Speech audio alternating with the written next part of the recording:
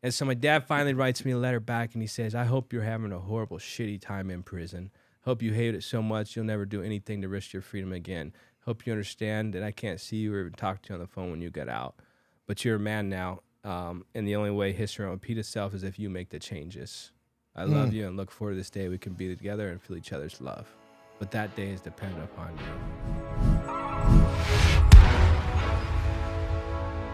Welcome to another episode of the Powerless to Powerful Recovery podcast. My name's Jason. I'm an alcoholic and addict. As always, our mission is to share experience, strength, and hope across multiple media platforms, the story of addiction and the road to recovery. We're not affiliated with Alcoholics Anonymous or any other 12-step-based organizations or groups in any way. And we are back. My co-host, Ronnie, no matter what. What's up, Ron? Hey, what's going on, we're Jay? back from Rochester, New Let's York. go. God came through, performed a miracle in your dad's life. Multiple miracles, multiple strokes, multiple heart surgeries. Wasn't speaking, wasn't doing any of those things, but you did your part and you didn't live in fear and you brought something to the occasion and you lived in positive character traits and you did your action steps and God, just like he always does. And we're all three of us here today are all examples, and we all have evidence for year upon year upon year that no matter what, when we stay that course, God will take care of that outcome. And it's the exact way it's supposed to be. And you're back live on the set, Ron. Man, Welcome back, brother. Yeah, I'm so excited to be back at work, be back here. I really missed the podcast when I was gone, but I just want to touch on real quick, going back to be present for my father. A lot of the listeners know my father had open heart surgery, had a stroke, then he flatlined and all the things. And from that tragedy, because of having a power greater than myself in my life, having a relationship with God, having a relationship with myself, having a relationship with others, and maintaining those relationships, what the steps are designed to do. Like all these things happen. I was invited to my brother's house. He hadn't talked to me in 25 years. Invited me to his house to tell me he was proud of me. I was able to walk in my mother's kitchen door while she had dinner cooking. Was able to walk in and have that moment for her, and her be able to look me in the eyes and cry joy and relief. All these things that happen, I was able to reconnect with my daughter that's out there struggling from this disease and be able. Oh my God. Yeah. We didn't even introduce Joey yet, but hold on, Hey, dude. He's going. So listen, Joey, this is the This thing. is I'm in Rochester, New York. The only thing I know about my youngest daughter is that she's somewhere in the city using. She's using heroin. She's on the street. She's doing her thing. Every day when I would leave the hospital and see my dad drive to his house back home, I would drive and in hopes that I would see her. I would drive down this one particular road that I knew where could possibly be, you're talking about a huge city, right? I'm driving down the road and I see her walking down the road. Wow. And I pulled over and I called her name and she got in the car and I took her to get her something to eat and I went and bought her a phone. I offered help to her, obviously. I thought I'd get her on the plane right now, get her out here to Arizona and send her to Sanctuary Recovery Centers. I was going to have you scholarship her. Yep. You just didn't know it yet. Joey, thank you. Thanks, Joe. And was able to have that time with her. And since then, she's been texting me and staying in touch with me. The seed's been planted. There you go. So all these things happen throughout that, but pretty amazing. Pretty amazing stuff. And it's all about connection, right? And we have a very, very special guest on the show today. Joey Landin is in the house. CEO, founder, Sanctuary Recovery Centers. CEO, founder of Helping Hand Auto. And I'll also let you know he built these companies while in sober living. We're going to get to all that today because I don't want to hear you can't do it. I don't want to hear it's not possible because you're about to hear a message of hope today. Reentry advocate. We're talking going into prisons, 8+ years in and out of prisons. I met him in a prison. You might not be here right now if Joey wouldn't have brought that meeting and drove all the way to Florence every Thursday night. Yes, sir. That's every right. Thursday night. And so that's why today, there's so much of a connection. There's so much of the way today is because of Joey and the opportunities that he gave not only to me, but to you, to Johnny, to so many other men. And also just the ability to heal in a safe place. That's what sanctuary means, a refuge, a safe place. And Joey's really built something special over there. So let's welcome Joey Landin to the show. Thank you. Quite the introduction there. I mean, and well deserved, brother. So what I just to give all the listeners who might not be familiar with Sanctuary, might not be familiar with the levels of care and what you have going on and the different tracks of programming and demographics, can you just give us just a brief overview of Sanctuary? Because there might be someone that is listening to this podcast right now that needs help right here, right now. And we also know that window of opportunity, that willingness to get help might be 10 seconds or 30 seconds. So if someone's listening to this podcast now, how do they find you guys? What levels of care? And let's just get that started right away. Appreciate that. So the best way to find us is reach out with the phone number, 1-844-798-TRUE. Our website's sanctuaryrc.com. The different levels of care we have start with really our InReach program, which can consist of InReach into a prison system, outreach on a street. It's called our core program, Community Outreach Resources and Education. And so we foster that relationship, build that foundation of trust with people to get them to that next step when they say, I'm ready. Because not everyone's ready at any given moment. Sure. A lot of times it takes a quick overnight jail stay or the family leaning into them saying, hey, man, we've had enough of you, interventions, or coming out of a detox. And so we have residential treatment centers. We serve women in the community who have been sex trafficked. We work in partnership with ASU through sex trafficking intervention and research. So amazing. A lot of individuals involved in that life have addiction issues themselves, but more or less the trauma that's been involved in their life throughout their childhood or even through living in those situations. We have an adolescent home for those kids that are struggling. And, it's cool to mentor those kids. If they could just get it when they're young, dude. Oh, my God. We're planting seeds. And that's what you said in the beginning. Yes. And there is ones that get it. When you walk in and you start talking to this kid and he's been brainwashed finally because he's got a dirty brain and we've done our job. And he starts talking recovery. You're like, that's why we do this, We got 2 other facilities for males, adult males. And that's really where the foundation takes place, They get in there and they figure out where that backpack is with the pair of shoes in it that have holes in the bottom that they left somewhere 3 weeks ago and they're like super concerned about it. But more importantly, getting their med management from the detox under, control, whether they're on MAT medications, psychiatric medications, or just even getting a proper psych eval because they got this moment of clarity and they're not on drugs at the moment. When they step down from our residentials, they enroll in our outpatient where they can get those community supportive services to continue that path with peer-driven services, case management, therapy, psych eval. There's a full medical doctor on staff, of course, to address any of their primary care concerns. And then ultimately, we have long-term sober livings. And so people have stayed 3.5 years like myself, 6 years. I mean, there's like records being held. I think Johnny stayed there for a total of 8 years, 75 times. Add all the 75 times together. 72 hours at a time, Johnny? So, that's the high level. Obviously, there's a lot of cool stuff we do. We have targeted investments, Project 2.0 with Arizona Health Cost Care Containment System. So we're tracking data on released inmates. We're determining whether outcomes are deterred. We're reducing recidivism, based off of, those evaluations that we're doing, the wraparound services. And that's just a cool place to be a part of, like, how do we change the outcomes? How do we turn it, from, this recidivism rate to this? How do we get this 30% success rate up to, 55 or 60? Because we've been doing this a long time, and I always say, it's not working, right? And that's why we're sitting in circles all the time and round tables. But if I took my car to the shop and only 30% of the time, like, the motor didn't blow up, because that's what happens when we relapse. The motor blows up. Shit hits the fan. The fucking radiator's leaking. Literally. And, like, you need a tow. You're not getting home. Like, if those were the statistics, which are what they are in treatment, I wouldn't take my car to the shop anymore. No. So we've got to work on change. We've got to be innovative. We've got to, really continue to keep digging. I mean, the 30% outcomes is good, but it's not good enough. Right. So that's what we're here doing, tracking. Yeah, I mean, and you've been you've been paving this way, especially as a reentry advocate, for a very, very, very long time. And anytime we have someone on the show, you know, I started off by saying, you know, things might be a little bit different if Joey and I had never met, and they totally would be. Sure. You know, so I met Joey back in 2017. September of 2017 is when 2018 is when I met Joey, and it was September's National Recovery Month. And I had the ability to be incarcerated in the middle of an 8-year prison sentence, a year into recovery, to teach and facilitate the drug class on the yard.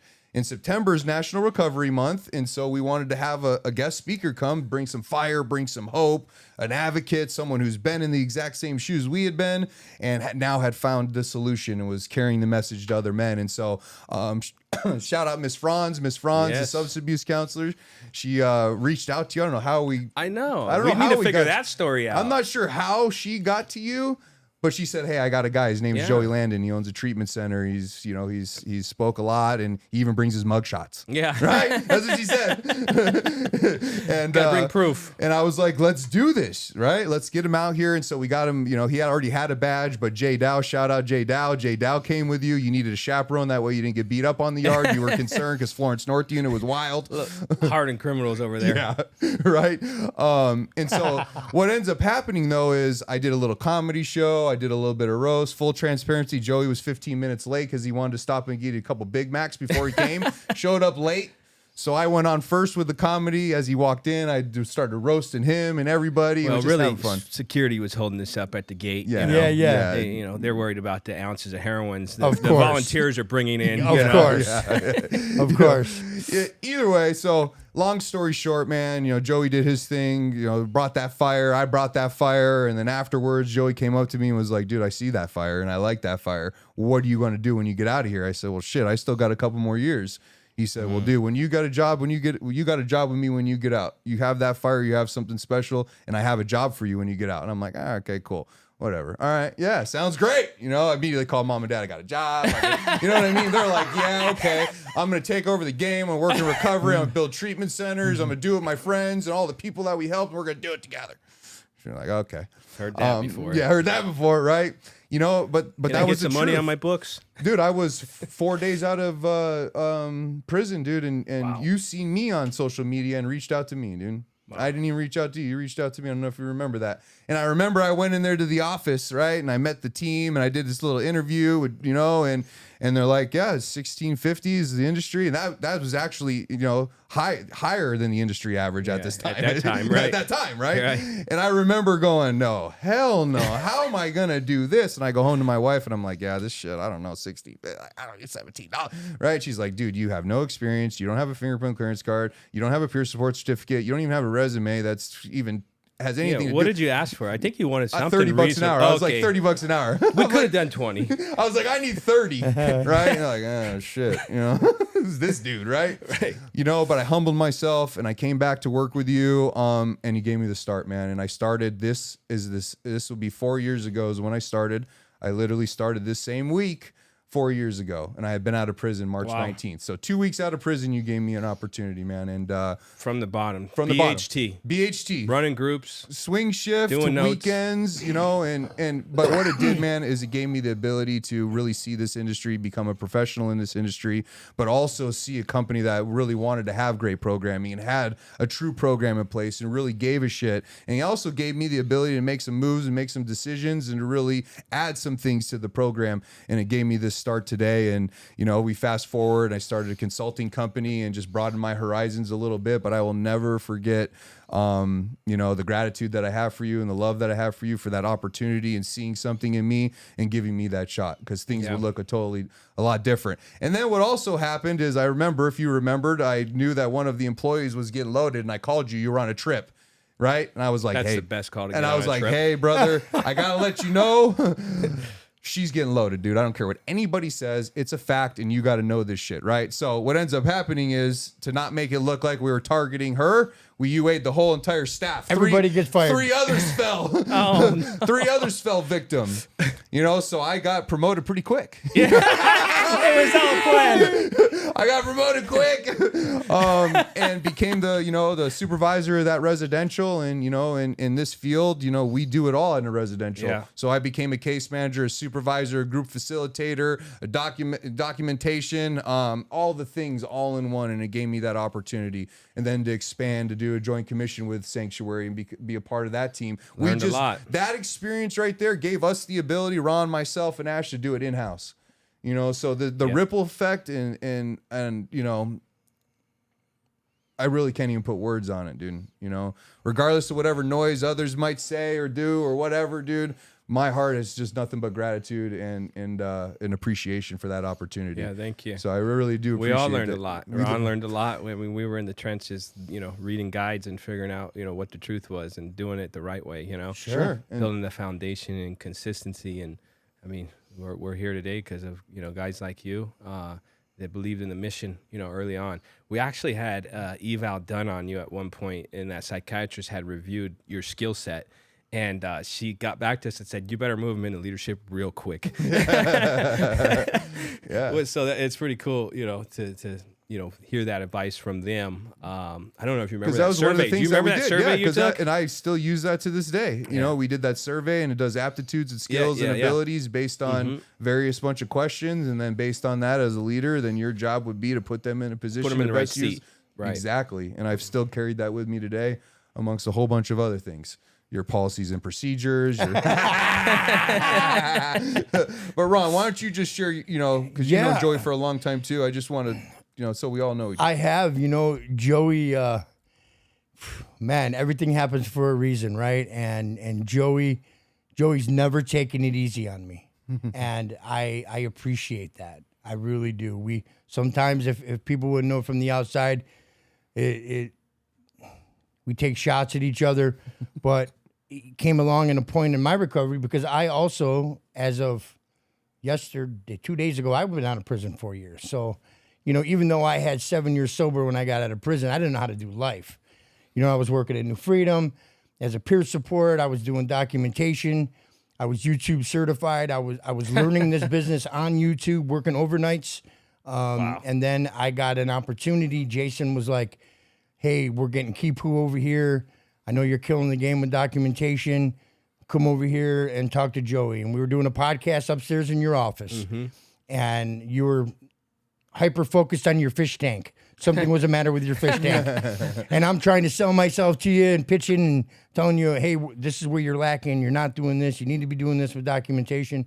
And then you offered me a job, and through Jason and Ashley, and I came, and I had the ability to be able to, simultaneously with the launch of your Kipu, get to learn Kipu, got to, just widen my horizons when it came to documentation, because I really didn't know shit back then. I didn't know too much. Talked a good game, though. Yeah. I knew the basics, not what I know now, but Right. that was the foundation for me, because I knew that's the passion I had. And then with the clinical director, they're pouring into me and teaching me, and Michael shout out Dixon. Michael Dixon gave me the ability, all those notes I was reading and reviewing, and me showing up at the office every morning at 4 a.m., 3 hours before anybody got there, so that I could read all the documentation and get it ready for Michael just to sign, has really been the driving force of where I'm at today.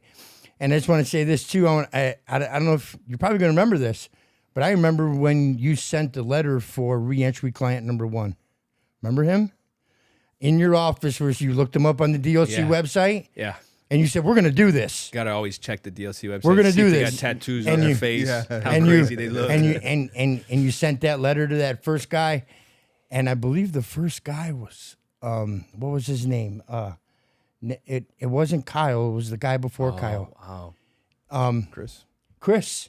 Wow. It was Chris. Crazy. And you moved him into the sober living down there, and then he got a job. And then he worked for you, and he was reentry number 1, right? I mean, you had many people who had been to prison who've been in the Right. program, but when you made the decision that you wanted to get into that space, I remember that. And one other thing I want to say too, Joey, you changed my life when you forced me to go to the night's retreat.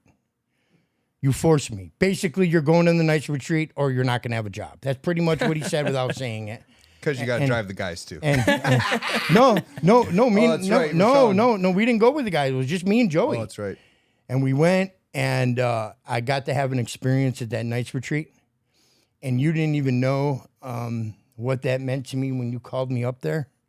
And I had an opportunity to look all those men in the eyes who I carried a huge resentment for many years. And I was able to articulate that to them and make some relationships and fix some things some damage I had done. And I will ever truly be grateful for you and for that experience. And just the whole thing, Joey, you've always been kind to me. You've always been tough on me, and I wouldn't expect anything less. The day you say something nice to me, I'm going to think something's wrong. Because It's coming. You push me. You're doing great. You push me to want to be better. I want to be like you. I want to be a business owner. I want to be a person in the community who is looked at as somebody who gives of himself to others, because that's what it's all about. You know, the last guest we had on, Rich Cooley, he basically posed a question to everybody on this podcast. And there's a question that got posed to him in early sobriety, and that's, what are you doing? What are you doing to help the next person? What are we doing? People are dying at bus stops, man. You're in the front lines of the thing. Sanctuary is down and dirty and nitty gritty with your core program, and you guys see High-level the outreach. tragedies. I mean, tragedies that could be avoided. The family's destroyed. And you're on the front lines with that. And Sanctuary is definitely Don't making a forget difference that one in the other community. life lesson that Joey taught you with Dale. Oh, I got to hear this. Yes, this is So- a life lesson. so Johnny, write this down. okay, this is a good one. Here we go. So at the point when I was working for you, there was a guy that you hired, Dale, right? Yeah, he still works for And us. Dale and I didn't see eye to eye on some things. Our personalities definitely clashed. We had different ideas, and it was a trying time for me.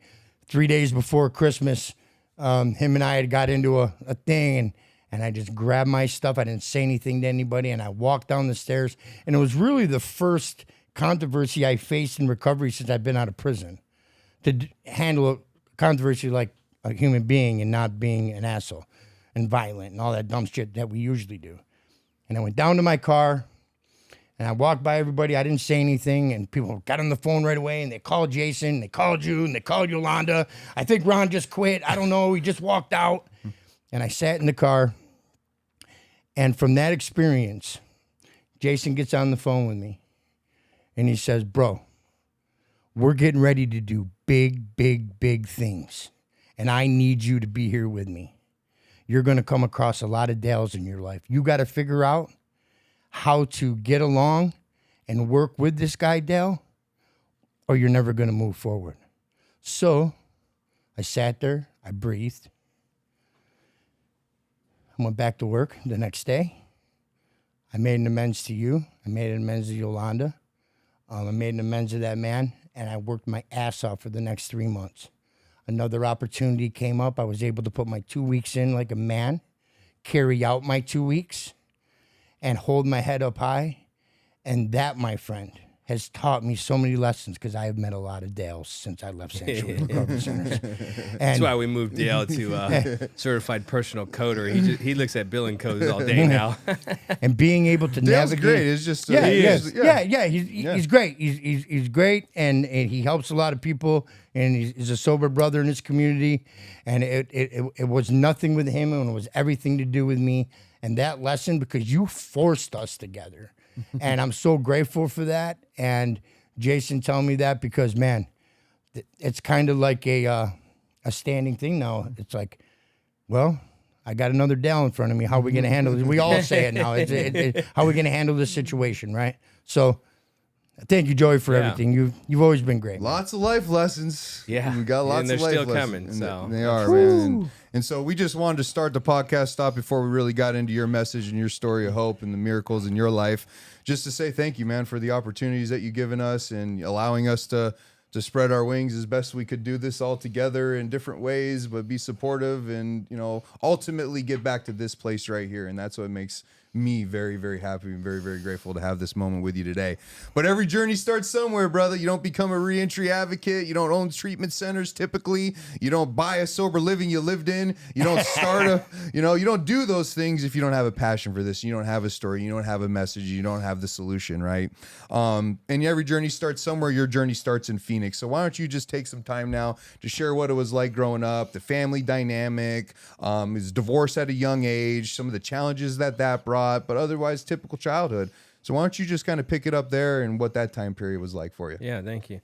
Born and raised in Phoenix, Arizona, I always like to say that was the start of my problems, especially, at the time, like West Phoenix area, like it's just common to go to a gas station and a dude's selling Jordans that are fucking knockoffs and dudes digging through the trash can. And so eventually I got to that point of my life. It was like, oh, well, I saw this all growing up, What's in the trash can? Right. Cigarette butts. Yeah. So, pretty normal childhood. I mean, outside of my parents being divorced, I was diagnosed ADHD at a young age. And that was just because of how I reacted in the schools. They're like, something's fucking wrong with him. Like, why is he throwing crayons at the teacher? Why is he popping the poor little girl's pink ball with his pencil on the playground? And, they dedicated special rooms to me. I wasn't allowed out on the playground. I mean, the reality is... Is that what they call VIP access? I think so. Yeah, I mean, I was bored as a kid. I mean, I could blaze through schoolwork and just like, what's there to do next? You know what I mean? Like, I was never really challenged like I needed to be in school. If you would have just gave me a VCR and a screwdriver, like I would have been fine, and I would have fixed the VCR. Like, just have everyone in school bring me their broken stuff, And so, through those consequences and acting out in school, they brought me to the doctor, took my blood. Oh yeah, he's ADHD. Here, give him some Ritalin. Give him some meth. Let's give him amphetamines. Yeah. No sugar. Yeah, no sugar. Right. No red dye number. Whatever. Yeah. Same. Trying to reduce these behaviors. It's unfortunate that was the solution at the time. I wish we'd really look at it. And so I look into those things with my 3 daughters now. Because they got some similar behaviors. And like this little 4-year-old right now. Like, we're out riding motorized bikes last night. You know what I mean? Like, she's just all in. Like, wakes up and wakes me up in the morning. She's like, "Can I get my motorcycle?" You're like, this is my little daughter. This is me. I mean, 30 milligrams of amphetamines in the morning, 5 milligrams at the nurse's station in the afternoon, and they slowed me down. And it was unfortunate because they should have just let me keep going, should have let me keep learning, should have let me excel, should have bumped me up a grade level, gave me harder work. And Kept your personality. I mean, the big thing they did, right, put me in school suspension. And so I would go sit in the back of the 8th grade classroom because I couldn't behave in the kindergarten, I like fix the desk. Right. Fix the desk. I'd like to say I was in jail my first time in kindergarten. It's called in-school suspension, Go sit in the principal's office. There was these rooms that were dedicated for the bad kids. And me and my friend would get in a fight, and then we'd be in each one. Like, they were like little cells with a desk and block and taggings on the wall. Put you on 2A investigation. Yeah. People are, trying to escape. The grout's all dug out, Like, they're prepping us for what, our futures to look like. And, I like to bring those consequences up because around 12 years old, when I started getting more extreme consequences, when I started smoking marijuana, when I was introduced to it at a party, I was terrified of drugs and alcohol. As a matter of fact, my mom gave me that one story that was like, hey, I almost died when I smoked marijuana out of a soda pop can. I fell on the ground coughing, and my lungs were on fire, and I almost died. Don't ever do drugs, Joey. Like, that shit kept me sober till I was 12 years old. Yeah. What kind of can? Right. Until I went to those parties, my older sister's boyfriend, and everyone's smoking marijuana, and no one's dying. And, this peer pressure is real, right? That Dare taught me, and they're like, this 10-year-old's like, hey, man, if you hit it, I'll hit it. And they're pressuring him, and he hits the pipe, I hit the pipe, and Dude, the pipe 10 hits me and back. 12 years old. Do you know, because we're girl dads. I got 2, you got 3. Did you think about that? Do you think about Absolutely. like 12 years old, 10 years old, dude? I'm like, what? They're not leaving the house. Dude, it blows my mind when we have the ability to sponsorship. Friends. And you just think about it, it's like, holy 10, 12, 9 years old. I think Johnny was, how old were you, Johnny, when you first used for the first time? 9. Oh. Environments. Yeah. Environments are key. Yeah. I mean, I moved from, jumped around the states, came from Kansas back to Peoria. My trouble started in Peoria. Me too. And Represent. Yeah. P-Town. Yeah, they definitely know. Yeah, you got Dogtown over there. I actually met a girl from Dogtown. She was the inspector for Banner, and so we started going off about the neighborhoods. And Mike's Deli? Yeah, it was crazy. Yeah, Mike's Deli. Yeah. Yeah. Dollar soda and sell you, alcohol. Blunt and, wraps and a keg. yeah, little pipes in there. Cedar Meadows. Yeah, they had Cedar Meadow ballers. There was a little gang that came out of that apartment complex. And we're talking about Peoria. Yeah. I mean, North Peoria is a lot different than the Peoria that we were in at the time. He was driving around bumping Biggie with a pistol on his lap. Yeah. Think he's gangster. Yeah. A lot of consequences out of Peoria Police Department. Maybe you should have us come speak one of these days. Go speak to the schools or something. And so when those consequences started, it wasn't a big deal. I'd experienced it my whole life. And so I ended up, catching a case. I got second-degree burglary and trafficking stolen property at 12 years old. I was stealing rims off cars to support a drug habit. Like that's 12. crazy. I mean, I started with shoplifting, but really my mom taught me how to shoplift because anywhere she worked, general manager of Walmart, Party Cities, like, hey, I need, you guys to pick this up by the trash can, Learn when behavior. you come to pick me up, you know what I mean? Mom's not a drug addict. She's trying to support, four sisters, two brothers, and Shout just out to mom and dad and everybody. just taking advantage of employers, It's unfortunate it happens, but to me it was kind of like, okay, that's fine. And so I started shoplifting. I got caught. I just caught stealing candy. I think at like 11 years old from Kmart. Kmart, yeah. Poor Kmart. Blue light special. Right. And so when I started getting incarcerated in the juvenile detention system, I learned a lot more behaviors. I really learned about what criminal activity was, how to get away with it. I remember sitting in cell with this Bosnian dude where he was showing me how to crack the locks. He was a refugee, and on the Chevy locks, they have a specific plastic door handle, and we drew diagrams out for. So I just Plenty learned of more. time to navigate this shit. Learned more behaviors, and I would get out with the intention to, kick more doors and just do it better and steal a bigger diamond for the pawn shop, for $30. Yeah, no matter what it is. Well, I mean, it was unfortunate because I lived my life not if I get arrested, but when I get arrested. Like, I knew I was getting arrested. Like, there was no way out. After a given amount of time and 16 times being arrested, it's like, yeah, you can't get away with this. You're going to get caught. It's just a matter of time. The syringe between your butt cheeks is not because you're diabetic. Yeah. The orange pill in your pocket for in case you get arrested, the Suboxone, is not vitamin C. You're getting charged with it. And so at 16 years old, I was incarcerated in Youth Recovery Academy, and I learned, about my triggers. It was a drug program that was court-ordered on the corner of 35th and Durango. And, I learned some truths about myself. It was my first introduction. I went through NOVA Outpatient, High-Impact Substance Abuse Program, SB 21. I went through all these programs that the state had, funded for me as a kid. And I learned along the way, but I never had a problem because I could quit. Yeah. I could stop if I wanted to, And as a matter of fact, it wasn't even, the drugs that were the problem, it was anxiety, it was depression, it was my mom's, sixth husband that was beating me, and they were all the problem. And I would fabricate all these stories, and nothing had to do with drugs and alcohol. And so I got out of there at 17 years old, and I was convinced I would just smoke marijuana. I would stop smoking marijuana, and I would just drink alcohol. And so I'm a full-blown alcoholic. Full-blown alcoholic. 17. Yeah. Got to pop the top, put a hole in every single can we drink. Shotgun We're shotgun everything. no matter what. There's a beer bong on the back patio at Mom's house. I would go to Dad's on the weekends. He was not okay with it. Dad would fly me out every summer, no matter what state my mom moved us to. Dad was not okay with drugs and alcohol. But Mom, she was okay with the beer bong on the back patio, the bong in the cabinet for my sisters. And so she was bringing me to outpatient counseling once a week. And she's so proud of me. We worked out a deal. Every week on the way home, she would buy me a 6-pack of Heineken as long as I passed my drug test. Top shelf. Yeah. And so I'm drinking like a fish. And so I'm glad I got that experience because when I got sober, I realized, I can't drink. I'm at the point today where I can't smoke a cigar at a wedding in New Jersey because I'll relapse on nicotine. I tried it. And so a lot of times as drug addict alcoholics, we have to try it. Yeah. I hate to be sitting here being that guy going, well, I'm not really sure if I'm an alcoholic or not because I never had a problem with it. I had a problem with it. With it all. Yeah. And so, got off probation as a kid successfully. I ended up enrolling tested out. I got high school equivalency, scored pretty high.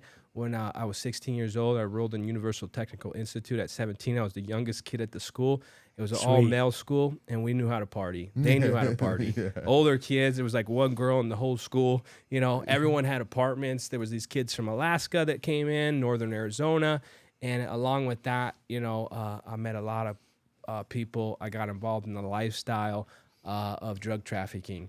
And so, you know, we had a lot of high-end hydro, you know, coming from Northern California, Mendocino County, and I learned sales. Tony was from Nogales, Mexico. His family owned a shop over there in a ranch. And so he introduced me to cocaine sales, how to cook cocaine, how to traffic it back. I ended up buying a 2001 Suzuki Gixxer 600 street bike when I was 17 years old. We run around a street I'm bike flying, too. right, down the I-10. I mean, you know, I never stopped for the cops. I mean, it was just a wild life that I was living, you know.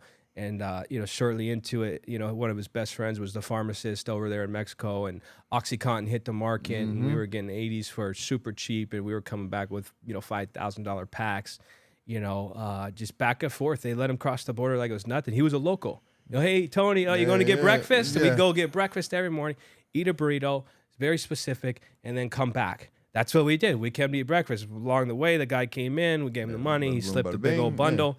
And I got addicted to that lifestyle, you know? Like, I mean, it was exciting. It was fun, you know? The girl I was selling cocaine to showed me how to cook crack, how to freebase with ammonia, and become this full-blown crackhead at 17 years old.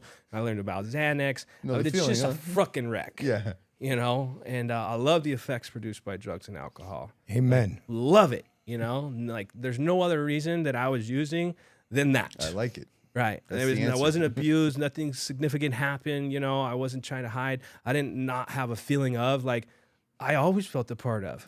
Fucking class clown, good at sports, high jump, nationals, you know, whatever the case, like, we excel, you know. I never had that feeling. I hear that a lot in recovery journeys. And maybe that's their journey, but it wasn't mine. Yeah, I love the effects produced by drugs and alcohol. And after a time, I can't differentiate the true from false. And that alcoholic life becomes the only normal one, and there's absolutely no way out. So mom starts attending parents of addicted loved ones when I'm 17. Shout out to PAL, though. You're on the board of PAL. You gave us the opportunity to be a part of multiple times. Big shout out to parents of addicted loved ones. The ripple effect. You know, you introduced, obviously, us to PAL, and I was able to come to that event that you were part of, and I've suggested PAL to many people. Thank you. I do all the time. And I always get the same response. Thank you so much. This is such a great organization.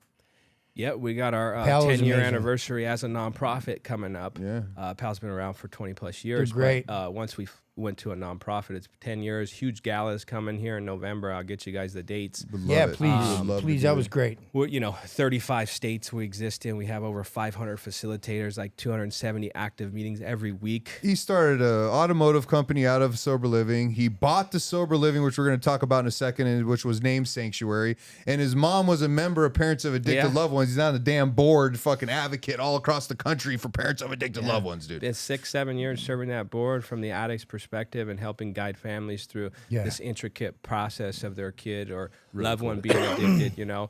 And so, you know, things worsen up as mom attends PAL. She ends up giving me ultimatums. She left. My youngest sister was 15, addicted to heroin when she left. I'd got them all strung out, all three of my sisters on heroin through manipulation, lies. You know, I told them it was opium and, you know, it wasn't heroin. And This is Red Rock opium. Sis. Yeah, Red Rock opium. That's exactly what I said. Used that too. It destroyed, you know, them because I didn't want them to think I was doing crack because they really found all these foils under my bed and they're like, he's doing crack. And I'm like, no, it's Red Rock opium. This stuff's smooth. It's cool. It's cool. Yeah, no, we do. And, you know, mom ends up leaving. Sister becomes a ward of the state. And the hustle just ran out, you know. Wrecked the street bike. I wasn't to sales. I got kicked out of Universal Technical Institute due to a drug test. You know, life fell apart. The Honda Civic's clutch went out. I was too busy nodding out to fix the clutch. You know, it got towed. And, you know, I hung around in the Newport Apartments on 99th and, you know, Van Buren for some bit and tried to keep it together. And there was that day I needed some more money.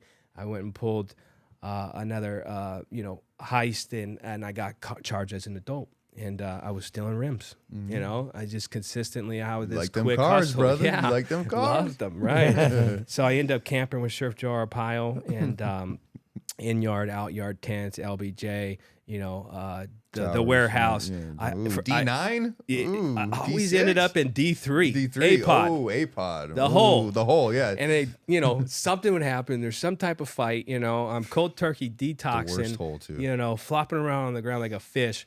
I'd be in county jail coming off heroin, and I'd get, they call them bed sores, but it was from just flopping around. You can't get comfortable in your arms. And I had these open sores on my knees and my elbows. They'd cover me in moleskin, you know, because I was bleeding everywhere. Yeah. And sorry about that. Yeah. And, you know, at one point I had pulmonary edema. My feet were swollen up. I was stuck in a crack house, and my dad called the cops that a 16-year-old boy was being held against his will. They fucking flash grenade the house, pull me out. The shoes won't fit, and so they put hairnets from the kitchen on my feet. I'm walking around county jail, 109 pounds, sucked up, with hairnets on my feet, bed sores all over me. You know, because back in the day they didn't give you methadone and all this stuff. No. You know, they're just like, You don't get no you're not Suboxone. gonna die. You got to know what You're to not say. gonna You gotta die. tell them, yeah, I drink a 20-pack of bottles I did. every day. There you go. You get Librium, but Ativan Librium taper, is yeah. worse. Yeah. Librium, it doesn't do nothing, especially when you're coming off Xanax. Not what we were and- doing. Right. Doesn't touch And, it. and so that was my life, you know, at the end of my using. And ultimately, every time I got out, things got worse. Connections were gone. I wasn't the drug dealer anymore. I started living in a car. You know, I was panhandling. The hustles ran out. I stole enough Walmart sewing machines. I stole enough bird toys from PetSmart. The receipt hustle, the counterfeiting, you know, cretinol, like all these stuff I learned, it ran out. You know, and so I started panhandling, and I lost the car, and so then, you know, and that's when me and my sister met these guys from Alabama. I know one of them's passed away to this day. He overdosed. But they invited us down to their house at 83rd and McDowell, and it was a $3.5 billion project at the time. I think they're up to 4.3. Real nice place they invited us to. Cobweb embroidered ceilings. There's a lot of, you know, free landscaping, you know, a lot of cement in the Arizona State Canal. Running water sometimes. Running water sometimes when it rains, right? Yeah. And so, you know, we went down to the bridge that night, and we're like, all right, we're going to figure it out. It was the night our car got towed. Game plan. I remember the backpack with everything I owned at that point that we took out of the trunk of the car. You know, all the clothes are dirty. They ain't been washed in white. But yeah, that's everything I got. Pulling them out and making like a bed. Yeah. And me and my little sister laid down. We're like, we'll figure it out tomorrow. Don't worry. Tomorrow comes. Man, La Quinta Inn's $50 a night. You know, it's either you're going to get well or you're going to sleep indoors. All right, we're going to get well. Yeah. And, you know, all right, we'll figure it out. A week turns into a month turns into 6 months. 6 months into it, we moved from 83rd Avenue in McDowell to 99th in McDowell. I got my own bridge down there. There was about 6 or 7 of us that had set up camp. I mean, we're talking like 2007, 2008. Like, it wasn't like what you see today. It's straight fact. This is. I mean, it was a lot easier to fly a sign. You know, was so much competition. Yeah, there's too much. That's what the problem is. Yeah. You know, we would create these ailments. You know, I mean, I think I still got a little bit of a limp from walking on the freeway. So long. You know, to make them think that you had something wrong with you. But we would keep up, you know, clean. You know, I mean, I'd go to that 99th and McDowell Chipotle, put my whole foot in the sink and wash my leg and clean the skin out between my toes and throw the socks away and, you know, do my hair with got to be glued hair gel. You know, going to Famous Footwear, stealing new shoes. I'm like, no, I just had a bad day. I'm not homeless. Like, that was my never my goal, living on the streets. Like, I'm just on my way to California. My radiator blew up. I need some help. It's $100. I only got 80. You know, like, yeah. I mean, nowadays, like, they're just homeless. And towards the end, we started, like, you know, creating ailments. Like, you know, we'd wrap our arm with an ace bandage. Think you had a broken arm. I mean, the best moneymaker we ever had was my sister had a Chihuahua, and, you know, she'd sit out there, you know, flying a sign, asking for money. And people felt so bad for that dog. They would bring money and food and all this stuff, man. Like, dogs are people feel worse for the dog than the human being, you know? At one point, I made a sign towards the end, and it said, I do not rob, I do not steal. Hungry for a happy meal. And I spelled everything wrong on purpose. Steal was S-T-E-E-L. I spelled everything wrong, so they just thought that maybe I was, you know, not all there, and they would feel bad for me. Creative. We're creative. Once we got our old bridge, we had a blow up swimming pool I found in the parking lot of 75th and Thomas at Walmart. It was by the donation bin. It had a hole in it. King size bed. Yeah, I'd blow it up every night. Wake up in the morning, tacoed in the middle. I had an air mattress when I first moved from college, in my first college apartment. Well, it was a blow up swimming pool. Yeah, right. And so it was like reverse, it'd keep the water out, not even upside down. We'd sleep in it. And we had all these blankets, you know what I mean? It was just a mess. We would wake up every morning and start doing push ups and jumping jacks just to get our veins flowing. We've took a U100 rig, jammed it in our arm 100 times, sharpened it on a matchbook. The plunger's broke, and we've melted it back together. We're lubing the plunger with earwax because it starts to slide a little bit better. And, there's no numbers on this syringe, and we're just harpooning it in, and the veins rolling, and you're trying to get it in the vein after it's in your arm. Shit. God. Homeless, under Sisters a bridge. covered in abscesses. And so that's the end of my using, this last time. I went up there, to use the phone at Circle K. I got arrested digging through a trash can in 2009, and I was looking for cigarette butts. Yeah. And of course, I gave him my little brother's name. Yeah. Exactly what we do. A couple Taking years the prior, identity of another. they arrested my brother at high school for failure to appear. He forgot to go to court when I gave his name. My brother was getting a military clearance and realized that he had warrants out here for me using his name, and had to fly back from Camp Lejeune in North Carolina, and I had to go and That's horrible. Yeah. Parents hated us. Yeah. My sister did it to my and I other no sister. showed that court date and didn't show up for him. Yeah. That's the life we lived, and it was a wild one. Mm-hmm. And I remember going to jail this last time. It was the 16th time I was arrested, and it was like, okay, let's go. They want to give me 6 months in county. You want to reinstate my probation for 3 years. I'm like, whoa, that's way too much. Yeah. Like, what happens if I revoke this thing? Well, you're going to do a year. You're going to get a 3-month early kick out, 85% of your time. And, you'll have a short tail on parole. I'm like, let's go. That sounds like a great idea. Yeah, I can get back to doing what I want to do a lot faster and a lot easier without this tail on me. And so that's the problem. Right. And I'm trying to convince everyone in the holding tank, like, who's coming with? Yeah. And they're looking at me like I'm crazy. And I'm playing yard lawyer. I'm like, look, you've been here 3 times, third violation, man. You'll be back. It's not worth it. Just come with me, get it over with now. And no one went with me, But it was one of the best things that ever happened to me, getting, sentenced and, ending up in Department of Corrections and, meeting my first sponsor and starting the steps in Florence East Unit and just, really learning like the basics of life. They gave me my first job working in the kitchen. I was on the 18. I'd go prepare breakfast for the entire yard. I learned how to, cook in a kettle. I remember my resume getting out was like, yeah, I'm a cook. I'm a cook. I can cook. Yeah, I know how to cook oatmeal for 500 dudes in a kettle, you know what I mean, and fill up sheet pans. Yeah. I had no idea how to cook, but man, I went to Scramble by the halfway house and, every restaurant, like, yeah, I'm a cook. Yep. I could do this. Work for the state. Right. And, that's what I did upon my release. I went into Sanctuary Sober Living. I was a resident. So at this time, Sanctuary, you were getting ready to be released. You meet with your CO3. CO3's like, this is a list of housing. These are some of the approved housing. You go to, and you're like, oh, Sanctuary, this looks good. Actually, is that how it worked? Or? Nope. I gave him a fake address and I paroled homeless. Yeah. I wanted the ERC. Yeah, I was trying to get out early. Yeah. And they approved the address. It was some Bell Road address. I could probably just find the house. And they approved it. So I paroled homeless. And my idea was, I'm going to go live at Cass. Like, I'll live at Cass and figure out how to get sober. I mean, this is terrifying that I think about this now. Like, my release plan was horrible, upside down, would not work in 10 out of 10 cases.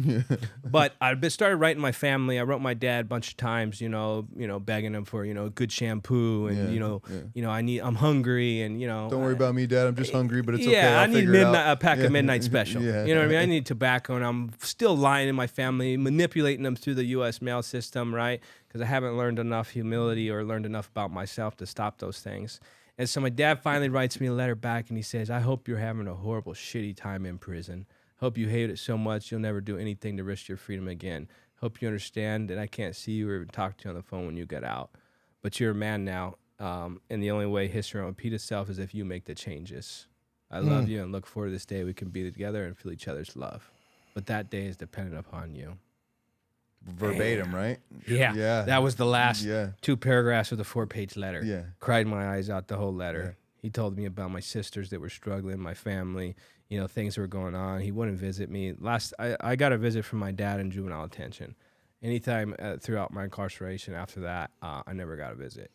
He never put money on my books. He showed me hard love, and there's no one that I wanted to, show, that I could, come back into this life more than him. My dad was my hero. Growing up, when they asked that question at school, it's clearly my dad. He's a hard worker. He's in sales. He supports his family. And I just wanted to make him happy, and I couldn't.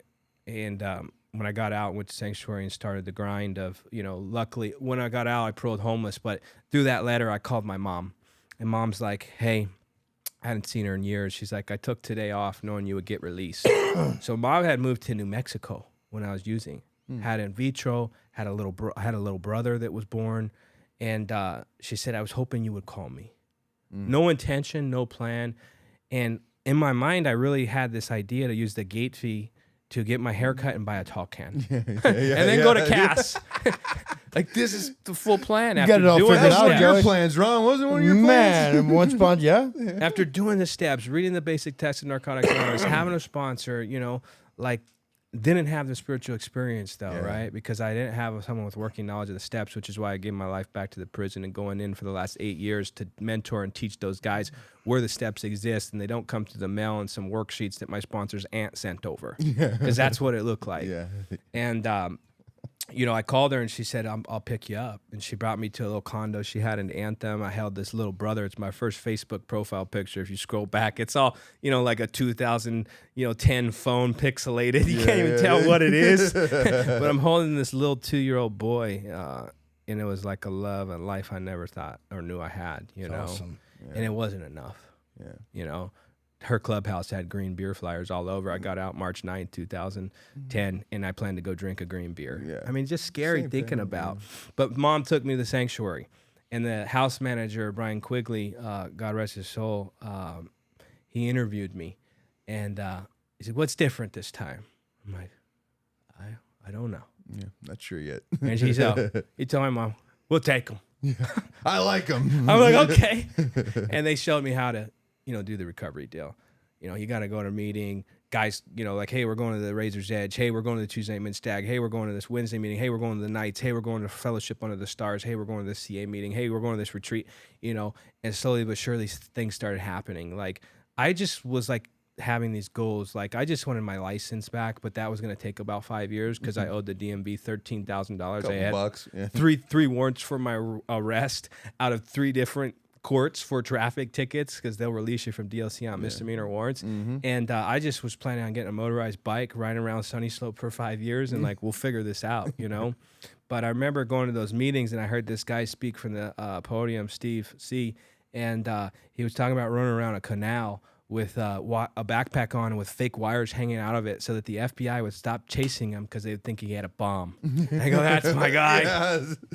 And that man, he brought me home from that meeting. We got a Filiberto's burrito, and he brought me through my 4th step.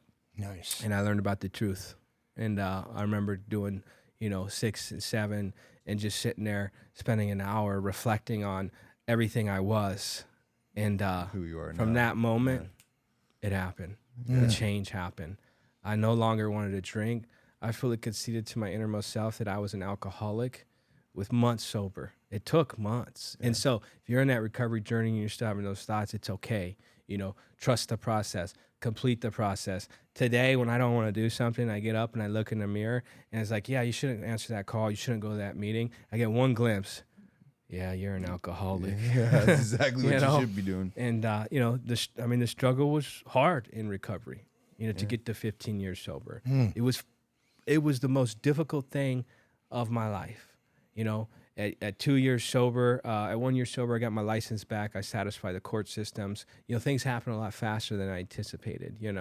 I kept losing jobs. I started helping hand mobile auto care out of the garage of the halfway house due to, me getting fired. I'm like, all right, we want to figure this out. And, so Joey, did you become that guy in your recovery circle? You fixed everyone's car. Still does. Yeah, there's not. Right. Yeah. I remember the first job I did where I got paid, It was on Sherry's car. It was a Camaro. It was a radiator. I had no idea what I was doing. Yeah. And she paid me like $100, and she had to buy the parts because I had no money. I did it in her house, with no tools. But I'm like, all right, I could do this. Figured it out. And I've forced myself into learning about, liabilities and figuring out what I needed to do to protect myself and start the LLC and get the insurance. And then, got so busy, we started to get employees. My first employee I hired was straight out of prison. He was Lupe. He's still with me to this day. Yeah, It's been shout out Lupe, dude. Been yeah. like 12 years. Incredible, gentleman with a we're justice path. Just tell them where your shop's at, where they can find you. Helping Hand Auto. Everybody in the recovery community, everybody knows Joey. And I just want everyone to grab a picture of this. We're talking about someone who was living under a bridge, who was in and out of incarceration from 12 years old to now 22 years old, who his only real job that he had was working for the Florence Kitchen as an inmate. Making oatmeal. Right, making oatmeal on a sheet pan. Right, finds recovery, finds some purpose and some passion. And I always like to tell everyone there's two statements, right? And the first statement is recovery is also progressive. It gets progressively better if you do the work, right? And the second thing is, I think for all of us three sitting here, we've been on a pink cloud for 15 years, for 11 years coming up, and for 7 years. Right, I've been on a pink cloud that whole entire time because I've continued to take that same level of action. When people say I fell off the pink cloud, well, what'd you stop doing? Right. Like. Yeah, the peak cloud's bullshit. Because let's talk about Man, I that. hate No that. license, fucking no real training other than you did go to the technical school, and so you had some, and you're a tech. Yeah, you're never graduated. Yeah, you're good with your hands. Paid all my and school other- loans back, though. I actually went and satisfied them in my amends. There you go. Tried to Nice. re-enroll. And Right? So a fear of your student loans fell from you because you're living in God's sufficiency. Every single aspect of the program, when you work the program, takes care of those aspects of your life and all those different outcomes. But to build a automotive mechanic shop out of a sober living is one massive feat. But then to say, as a matter of fact, I see that this sanctuary isn't being run properly, or you guys don't have the means. As a matter of fact, I'll take it from here. Yeah. And so yeah. let's talk about that for a second. Yeah, exactly. Helping Hand Auto Care still, in Phoenix. Got 4 mechanics over there. I get the opportunity to employ my sister. She's been to prison 3 times, justice involved. She has her 2 kids back in her life. She's got a house in North Phoenix. So awesome. Living a beautiful life, Shout out Amber Chelsea. as a result of reentry and recovery. So I know what it's like firsthand to do that. The halfway house I'm living in, what happened was for sale sign went in the front of the house. Like, And it was going into foreclosure. And I'm like, the manager collecting rent and paying, and I'm like, I know the money's there. He's 22 years old too. Yeah, We're talking I know the 22, money's 23, there. Yeah. And the owner was facing some of his own struggles, and I went to them and said, hey, look, I've saved all this money up working out of the garage, and I want the opportunity to take this over. And in 2012, I made the company official. It'd been around since 2006, supporting places like Calvary Addiction Healing Center. There wasn't a lot of licensure around back then, and I really forced myself to learn all that, and then also kept up with the city as it came. In 2017, we're used as a model for the city of Phoenix to develop the current ordinance that's now part of the Department of Health Services as they do our licensure. And we've expanded to 14 locations to this day. We've got amazing facilities all throughout Phoenix, in Scottsdale. And really started never from dreamed. one sober living Yeah. house, dude, to 3 to 4. I might be wrong on the amounts of the facility, but I'm saying 3 to 4 different sober livings. And the model that you really built out from over there, I think, is the model that we're trying to mirror at Desert Recovery Centers. And I think anybody who's trying to drive the ship the right way would want to build out multiple levels of care so you can keep that connection, you can keep that community, you can keep it all in house to give the best possible outcomes. So you went from the sober livings that you had for like a decade, then you went into residentials, and then you picked up 3 residentials, then you opened an outpatient clinic with multiple housing locations. So now potentially from detox, they come to the residential, they transition into outpatient with housing, and then ultimately you have, several different housing locations as sober livings to truly support these men and women through their journey, dude. It's spectacular, bro. From a client at the house to buying the house, to taking Sanctuary over, to building it into what it is today, while simultaneously building another business. I like that shit. I like that. I like it. It sounds dude. impossible, but it is. It's not. Honestly, yeah. I see guys doing it nowadays like yourself, and I commend you because things are, pretty difficult in this space to navigate. I see others doing it, and I'm just like, I don't know if I could do it again. It's a lot, bro. I don't know. I'm a lot, older now. I'm 37. I don't have the energy I had when I was 22, where I could work, 16, 18-hour days. I mean, there was a lot of, from Desert Recovery Centers to Phoenix Rise Health and Wellness, we also have an outpatient clinic that has its reentry too. That's got housing. We've got 3 sober livings for the housing. We got 30 clients, counseling only, just group, and allows them to work and save some money, so it doesn't feel like day one out of prison all over again, because you're still broke as hell. Right. And so being that we've been able to navigate both these 2 different lanes and get checks the right way in compliance, dude, now our phone is just blowing up. But exactly what you're saying, dude, I don't have it in me, bro. Dude, I don't have another one in me, bro. So Joey, him and I, we're up early. We're early risers. 4 o'clock in the morning, he starts his shit with me, and he's like, he talks about another residential, or, hey, don't worry about it. We're going to just open up the clinic, and we're going to do PHP, and we're going to do this. And I just take a deep breath and go, okay, I got to trust in God, trust the process, drive forward, because this is 7 days a week, 17 hours a day. You know what's required to do it. And that's, and I wouldn't change it for anything, though. Yeah. And we're doing it because of guys like you. Like, you paved the way in recovery, you paved the way going back into the prisons, all the things, I'm able to work up at MRC on the weekends. That's just an amazing experience that I get to have. It's something I get to do. I don't have to worry about anything except connecting with men, right? Yeah. Because that's my passion. Yeah, and so but you wouldn't have been able to start Helping Hand Auto. You wouldn't have been able to take over Sanctuary and build it into what it is today. You wouldn't be able to do any of the things. The beautiful, shout out to your wife, the beautiful daughters, the amazing life that you get to live today. But it's also because you've worked a program and you still work one tough to this day. Yeah, still sponsoring guys. So when you get that first sponsor and you begin to work these steps, I just kind of want you to pick it up there, just your experience loosely through the steps, and just really what it's brought to you today in that application process that you apply daily. So just pick up that progressiveness of your journey from getting the sponsor, the service commitments you still have to this day, still driving to Florence West every week to open the door for those men and to bring that hope and to bring that light. I have a tremendous amount of respect for you for doing that, as well as Pepe and Bill and Big Tom and all the guys who drove for year upon year upon year on Christmas Day, New Year's Eve to open that door for us. The same thing you do. It's the same passion that Ron and I try to do to open that door for men. So just kind of share that journey of how you're able to do all these amazing things professionally and have an amazing family and be an excellent father and husband and friend and brother and all those things. So after that 5th step, the effects from Alcoholics Anonymous started happening in my life, and it was like the same effects that I got from drugs and alcohol, along with, the hobbies and, church and just all these things called life, I realized could produce the same effects that drugs and alcohol did.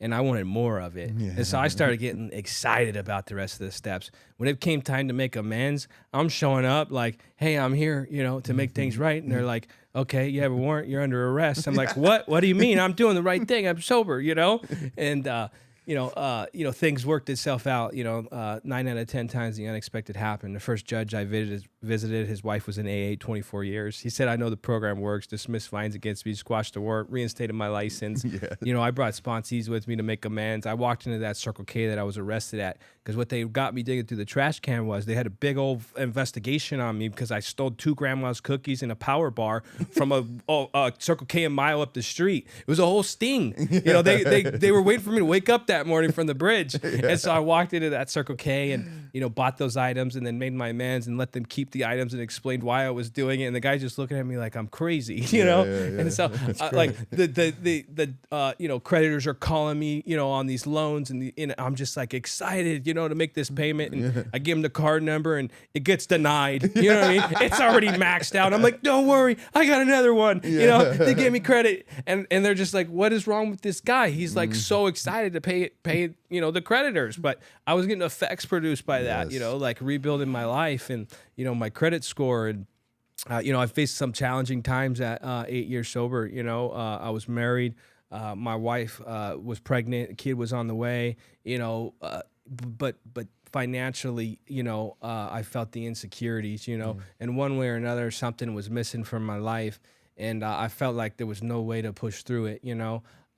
Things weren't the best with business, and I had got my rights restored, and I had got my gun rights back, and I was suicidal, and it was one of the scariest times of my sobriety where I could play the tape through, and I envisioned like this gun going off, and it got to the point where I'm like, okay, lock the guns away, start talking about this, shared it with the appropriate people, didn't medicate, walk through it, and today I could share that experience with others that like it's okay.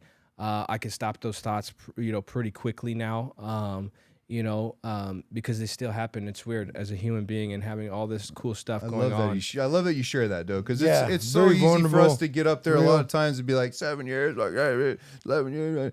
But the truth is, dude, that's what people need to hear, dude. Just because we got sober for some years, dude, doesn't mean that we don't struggle. Doesn't mean that life doesn't happen. Doesn't mean that negative emotions aren't going to appear. I mean, for God's sakes, what Ron was through, daughter estranged for 15 years, finds her, in the hood in Rochester driving through. Dad fucking do open heart surgery. This is the second one. He was out there last month, 2 months ago, and it failed and had to have another one. Wasn't expected to live. He pulled through. I mean, there's just so many different, times when life is happening, dude, and we're struggling. But that's what recovery gives us, is the solution to that, where we're not saying, okay, here's a problem in my life. Now, usually prior to recovery, it's like, okay, let's pick up another case, and let's just add to the problem. Yeah, at 3 years sober, I remember driving down 7th Street, and there's this giant AutoZone sign. And I had plenty of visions of just smashing into that thing. You know what I mean? Just because life was so damn hard. I had, all these court payments, and I had this going on, and I had this dead end job. My first job was I was a landscaper. I became a painter. I ended up working for an auto shop, and ultimately, I ended up being a shop foreman, where I learned about the business side of the shop, and then I got fired from there and started my own business. But I remember coming home to the halfway house and just hitting my knees and just like begging God, please help me. Shit's fucked up. Yeah. Simplest prayer in the world, and getting up and, you get off work and you just want to take a nap for 30 minutes. The alarm's going off. I got to get to this Tuesday night men's stag, and I get to that meeting and I get to hear the truth and talk about the truth and, get enough strength to get through that. And, here I am today. I mean, it's been a long time, since I faced those demons, and I'm not against thinking that they wouldn't happen again, but I'm more prepared. I notice that every time I go through something like that, it's a lot shorter. I have a lot more strength. It's not as intense. Yeah. And being at the top, of companies, you really don't get a lot of attaboys. Yeah. You don't get... man, that was incredible. How'd you think of that? You're really doing your job well. There's just this expectation that you're going to lead the organization. You're going to come up with the ideas. It all rides on you. The personal guarantees are in your name, and everyone else can just walk away and get a job. They're gone in 60 and seconds. I'm like, I can't do that. Yeah. If things fold up or something happens, the stresses with, compliance and states and, it's over for me, I'm going to lose everything. It's a lot. And, learning how to operate in that space has taken, outside, places. I flew out to Florida to hear, guys like Eric Spofford speak about how they sold the treatment center for $115 million. I got to walk through what these other guys have walked through and the feelings that they've had. And, one of the biggest ones overcoming is like, there's no like goal. It's just like, it's never good enough. You just got to keep pushing, Yeah. And, that's some discipline that has to be learned. You start your shit, Jason. From others, guys that went before you, I mean, it's a dark, scary place, to be. And there's not like a roadmap. And I've hired, I've worked with mentors and I've paid and consultants. And a lot of times what I end up getting into consultants is you end up knowing more than them. And you're like, what are we doing here? You get into the bank and you start talking to financial advisors, and he goes, and when they look at you and go, how'd you do all this? You're like, all right, we're out. That's where we're at. Like, Joey, I'm like, I swear to God, I'm never paying another consultant again. I'll be mad at myself for screwing it up. Like, I'm going to see it with my own two eyes and know what the hell I'm looking at, because you know, and the biggest thing about the industry is a lot of it was just lack of training and lack of knowledge and lack of, you know, a new treatment center and having the ability to have the right facts of how to actually bill right. And so the whole industry was just this combination of, I think we're doing it right. We're getting paid, so it must be right. Right. Then they just stopped paying everyone and everyone was wrong. And now we're all trying to pick it up and scramble. And thank God there's been people like Sanctuary who've been able to navigate through all those things. And there's been, you know, some of these other companies that, you know, have been able to lay that foundation of this is how it should look the right way. And we'll actually help you to do it the right way and guide you and not keep these as trade secrets like KFC's fucking secret recipes or whatever, you know? It's just the combination of all those things. But most importantly, we're talking 15 years later, you're still driving to Florence on Thursday nights to bring that meeting, whatever night it is. I think it's Thursday. Is Thursday? Thursday nights. You're still driving to Florence.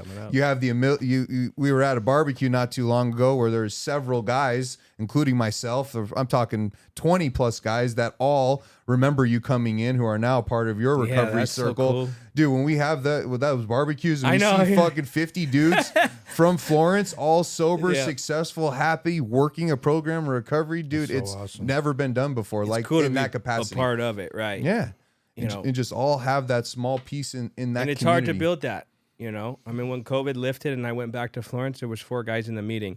And we lost, you know, like what guys like you had done, you know, where you built the recovery infrastructure. You got the guys excited. And so I start to look at, you know, who's my leaders, and I start to empower them. And I'm like, Christmas is coming up, guys. We're going to have an alcathon. We're going to make flyers. We're going to come into this room. We're going to have a step every day. You're going to be the main speaker. And who's good at drawing? You know what I mean? Because this is called, you know, a Freedom Fighters AA meeting. And so they do this big eagle and they draw it up and there's this path and the steps, you know, on, you know, gravestones, like they got their, you know, calendars. I was on calendars, like they got their numbers and, you know, to the gate of freedom. And we made copies of that through the CO3s. We posted it all around and, you know, we got 30 guys. Is that chaplain still giving you shit over there? No, he's gone. He's gone? Oh, yeah. The new chaplain, he's awesome. He let Jade Al come in. We did a big old, you know, pure support music therapy session. God, it's so awesome. Yeah, we're, you know, and you know, the new director, Thornell, you know, awesome. Arizona ADCRR is incredible and he is great. Allowing new things to take place. And, you know, because, hey, like I said in the beginning when we were chatting before this, it's not working. What we're doing is not working. Let's try some new things. Let's land on what is working, what's got the best outcomes, you know, and Thornell's been incredible to, you know, pivot, you know, some of the stuff, you know, that we see going on. You're like, what? Like, I mean, it trips me out walking in the yard and, you know, people aren't shaving anymore. You know, I'm like, you got a shaving razor? Is that because you're religious? You know, I mean. Special diet, brother? Yeah. I mean, just, they're wearing necklaces now. They all got different shoes on. You know, it's not because the group came from Oklahoma with the Air Force Ones anymore. Like, how did you get those, dude? Like, they got, like, I mean, it's just wild to see. He's really progressive thinking. You know, I think he's from Maine, I believe, where he came over from. He's treating them like humans. I think he's younger than both of us, I believe. He's a pretty younger guy. But yeah, and giving the ability for good people to come in and continue to carry that message. I mean, it's so hard to find, you know, where you actually understand what the application is with these steps and you know how to present it. And you can meet everybody where they're at, no matter where they are in their journey. And that's just a testament to you, the type of program you work and how it translates into all the areas of your life, and ultimately professionally in so many things, but most importantly, personally, and being a father. And I know how much that means to you, and seeing you navigate being a business owner with a family gave me the ability now to have an example of it can be done. You can be an excellent father. You can do all those things, and you could also be insane with business. Yeah. You know, and I learned that from you and a lot of other things as well. And before we close it out though, you know, I just want everyone to know if you are suffering, Sanctuary Recovery Centers, they will help. Desert Recovery Centers will help. We're talking a female location for trafficked women. We're talking about an adolescent track of programming. We're talking direct relationships into the reentry community to pretty much any yard across this state. We have the ability, Joey does, to communicate with you and ultimately land you. But most importantly, wherever you land, help you through that process. So several different sober livings, residential treatment centers, outpatient clinic with housing, adolescent track, female specific track, reentry track. at Sanctuary, there is an opportunity for everyone. If you're looking for employment or any of those things and you have something special, please reach out to Joey, reach out to Sanctuary, rc.com. Please reach out to Joey. He's been a mentor in my life. He's helped us out in so many different ways. And I hope that anybody who listens to this podcast can see the amount of gratitude that we truly have for you. And Ron, if they wanted to reach out to us and they want to get a hold of us, and we also left out a Wizinator story. We also left out a couple other things.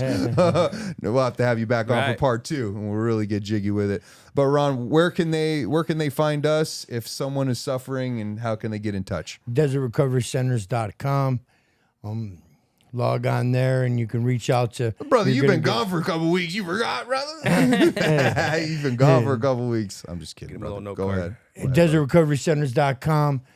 Reach out to our admissions team. You're going to get the amazing Adam Leonard and his team that is just on fire right now. Mm-hmm. They are just killing it. Reach out to Adam. You can get us on Instagram, DesertRecoveryCenters.com, Powerless to Powerful. Ronnie, no matter what, on TikTok. Jason and Sarah on Facebook. Ron Alessi. Please reach out to us and know how valuable you are and how much you matter. I just want everyone to know this before we close. As we all get sober, right? We get sober. We start getting some weight back. We start getting some self-respect back. And all of a sudden we become important. And things become important. And I kind of maybe forget all the things that I did to get me to where I am. But don't ever forget, it's nice to be important, but it's way more important to be nice. And that's the secret sauce, is being kind to others. So be kind to others. Be kind to yourself. Go ahead, Jay. Is that how Jerry Springer ends? Be kind to yourself, be kind to others, and I forgot what it is. But Joey, man, thank you for being on the show. Thank you for your time. I know how busy you are. I'm always a fan, always following, and just want you to know if there's anything that we could ever do for you in any possible way, we are always supportive of you, Sanctuary, and the family, man. So thank you for your time today, man. It's a blessing and honor to have you here. Yeah.